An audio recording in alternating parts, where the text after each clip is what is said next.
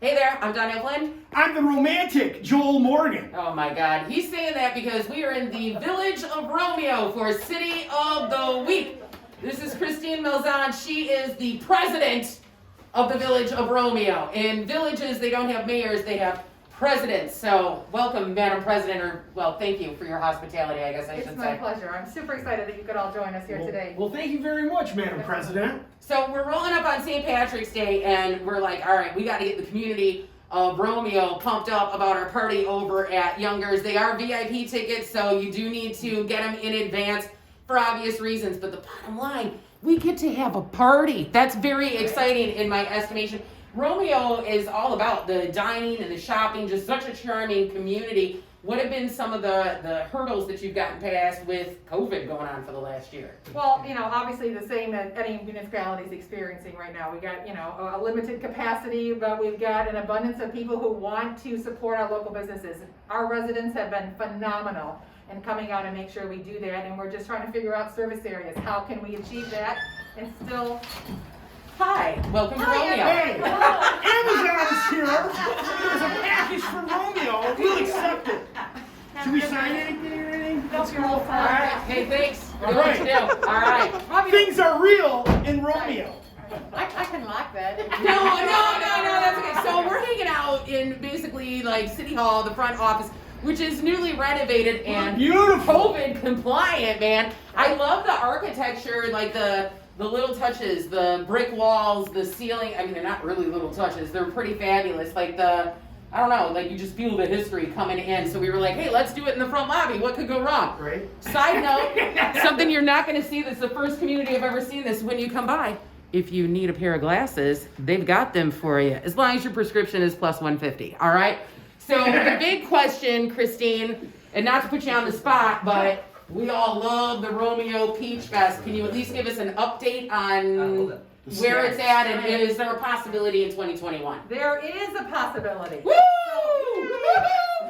We all think that it's going to somewhat be different, and it's not going to be the Peach Fest of 2 years ago. Right. But it's better than last year where we really had nothing. Right. So they're trying to figure out how, under the governor's orders, we can facilitate an influx of people coming in. Can we still have a parade? But people are committed to making sure that this long-standing historical event of Peach Festival happens in our community. So that's what's key. Let's put our thinking caps on and figure out how we can make this happen. Man, she sounds fired up. She's the president. That's why she speaks like that. Dude. All right. Right? Yeah. Well, Some we love passion. your, right? We love the passion, and All right. we certainly hope that it works out for you. Hopefully, things continue to safely open up, and we've got another update from the governor coming at the end of this month.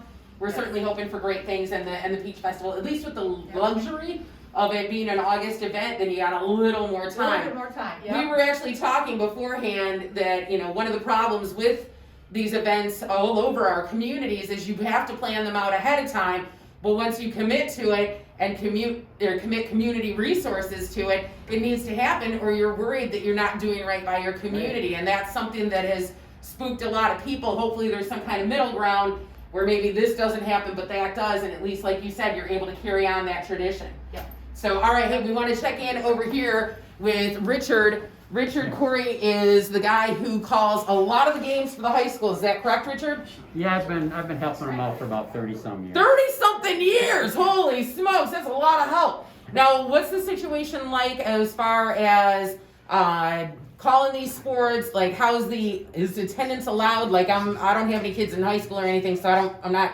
familiar with how things are running Well, right they do it now. with two. Each player gets 2 tickets. Okay. So for a basketball game, there's not a lot of people can come, because 2 people times 15, that's 30 people. Right. So the basketball attendance is way down. Football was the same way.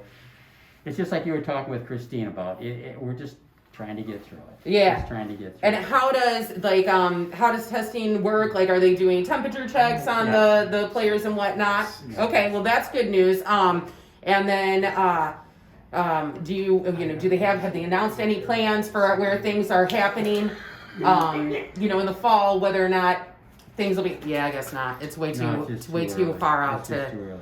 We got a great AD. He's been here a couple years. He's been doing it really good. His name's Cody Smith, and he's following all the rules, and he's really, you know, just like Christine, he's fired up all the time. That's what you get. They're Trying to fired do the up right in thing. Romeo. That's what we're getting out of this. All right. Well, thank you so much for your Okay. time, Richard. Thank you for your time, Christine. We are live in Romeo, City of the Week with WCSX. Say bye, Joel. Bye! Romeo rocks!